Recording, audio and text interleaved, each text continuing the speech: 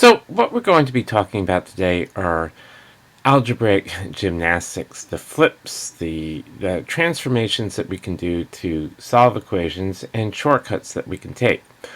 However, I hope that we don't have any accidents, that I don't make any mistakes, but I'm sure that if that happens, that you would probably catch those mistakes like before I do, kind of like the ooh and the ah in the audience. Anyway, let's take a look at this. We have 56gk over t, r over 3y, and we want to solve for y. If we did this sort of the long mathematically correct way, what we would want to do is to multiply both sides by y in order to get rid of the y over here. Then we would multiply both sides by t, divide both sides by 56gk,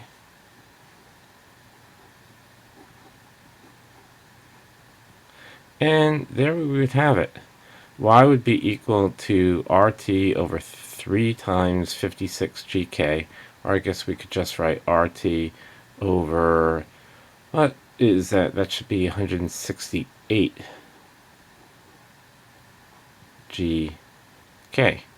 Now, notice what really happened from the beginning to the end is that the terms really just moved diagonally.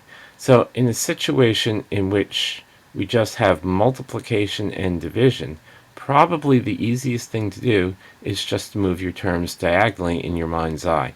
So let's do a shortcut this way. Here's y, it can move this way. The 56gk can move down. The t can move diagonally up. And therefore what we would have is y is again going to be equal to RT on top over the 3 times 56, which is going to be 168 gk on the bottom. Here's another problem. hk minus y equals hz.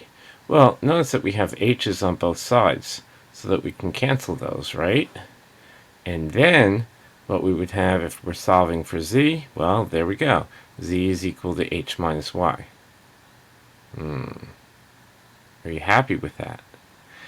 This is one of the biggest errors, most common errors that folks make. What it is that in order for me to divide by h over here, I really had to divide this entire term by h. So this is an error to cross those two off.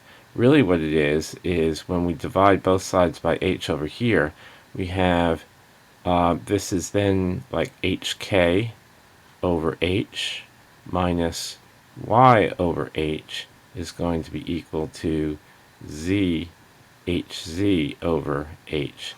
So it would cancel here, it would cancel here, but you're left with a k minus y over h, not k minus y equals the z. So please remember that if you divide one side by a certain term, you have to divide the entire other side by a term. Well, let's come over here and do this correctly. So, well, that is correct. So what we'll do is we'll go parentheses, like so, divide by h, and there we have it. Now, there's another way to do this kind of as a shortcut. What we had again was hk minus y equals hz. Here we don't have just multiplication and division, so we can't really move terms diagonally unless if we put parentheses around this.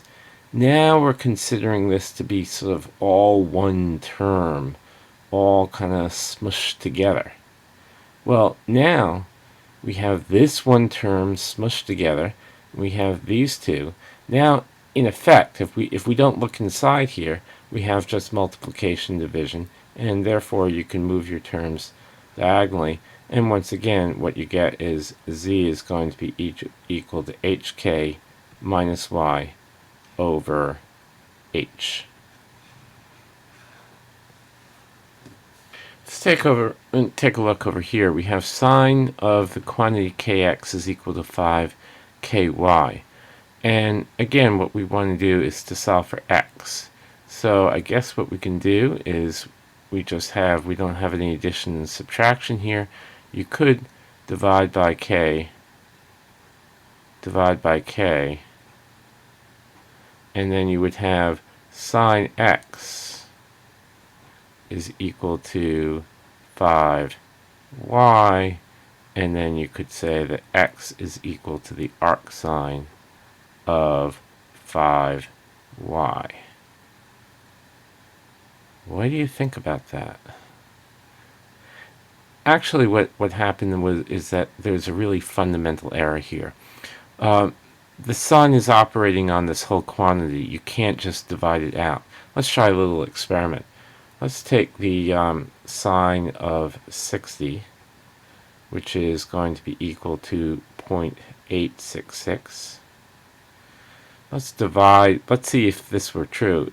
Let's see if we could divide this by 2, and so that should be the sine of 30 should be equal to 0.433.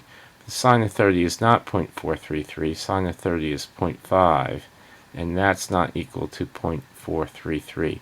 So please, please, please don't get into the habit of dividing within what the sine or the cosine or the tangent is operating on.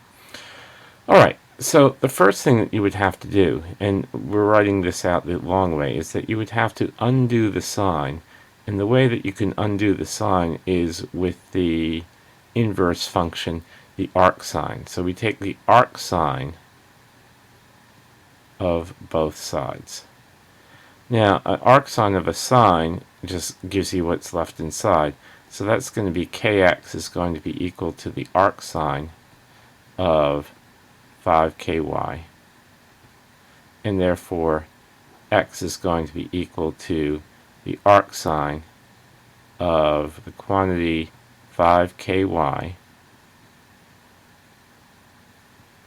And I'm just moving terms diagonally, so I'm moving the k diagonally like this. There we go. Personally, I don't think you need to go through the whole operation, even though mathematically you're really doing that, of writing an arcsine before a sine. It seems a little cumbersome. I think that you can do that in your mind's eye. So what I would have done here is I would say first kx is going to be equal to the arcsine of 5ky, and then I would just have moved the term diagonally over here, and there we go. I'd like to cover something a little bit on the fractional exponents. Let's say we take something like the square root of 5 times the square root of 5, and that's going to be equal to 5. There's another way that we could have written the square root of 5, and that would be 5 to the 1/2 power. Let's see if that works. 5 to the 1/2 power. Whenever you take a square root times itself, you get the original number. So let's do this. We have 5 to the half, 5 to the half. The base here is 5. And whenever you multiply two terms with the same base, what you wind up doing is you add the exponent. So 1/2 plus 1/2 is 5, so this is 5. So this works out. Something to the half power is really a square root. Something to a, let's say, a 1/3 power is going to be a cube root. Multiply it by itself, and we're going to add the exponent, so 1/3 and 1/3 and 1/3 gives us 1.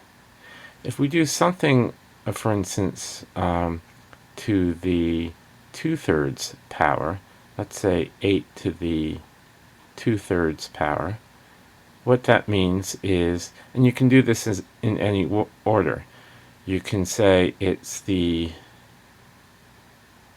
cube root of 8 squared, Or you could say that it is the cube root of 8, which is then squared. So 8 to the 2/3, I think we can do that. I don't know what the cube root of 8 is, but I do know that 8 squared is going to be equal to 64. So 8 squared, let's just do this first. We have 8 squared is going to be equal to 64. And then if we take the cube root of 64, you get 4. Okay, so let's take a look at this problem. What we really need to do is to take, first get rid of this cube by taking the cube root of both sides. If we were to do this the long way, it would be 67 minus ky third. And now we're going to take the cube root of that, so that would be to the 1/3 power. And we would have to do the same thing over here. When you have a power to the power, you multiply exponents, so 3 times the third gives you 1, and you would have 67 minus ky is going to be equal to pk to the 1/3 power. We're trying to get y. Now what we have is addition. So in order to get rid of addition, we would have to add ky to both sides, plus ky. And notice that we would want to move this term over, so we would want to subtract pk to the, I should put this really to the quantity 1/3 power, because it looks like k was just to the 1/3 power over here. And we should subtract this pk to the 1/3 power. This is getting complicated, so what we have is we've got 67 minus quantity, again I should put quantity here, quantity pk to the 1/3 power, and that's going to be equal to ky. Now all you have to do is move this k diagonally over, and that would be what you would have over here. That's a little bit all mushed up. Let's see if we could have done this a little quicker in our mind's eye. So the first thing that I would do is I would do 67 minus ky, and we're going to put both sides to the 1/3 power. Now notice really what happens when you have addition and subtraction. If you move terms over, all that really happens is that they change their sign. So this is going to be 67 minus pk to the 1/3 power to the 1/3 power, and this is going to be equal to, instead of minus ky, you get ky, and therefore now let's just move this term diagonally over, and this is what we get for y.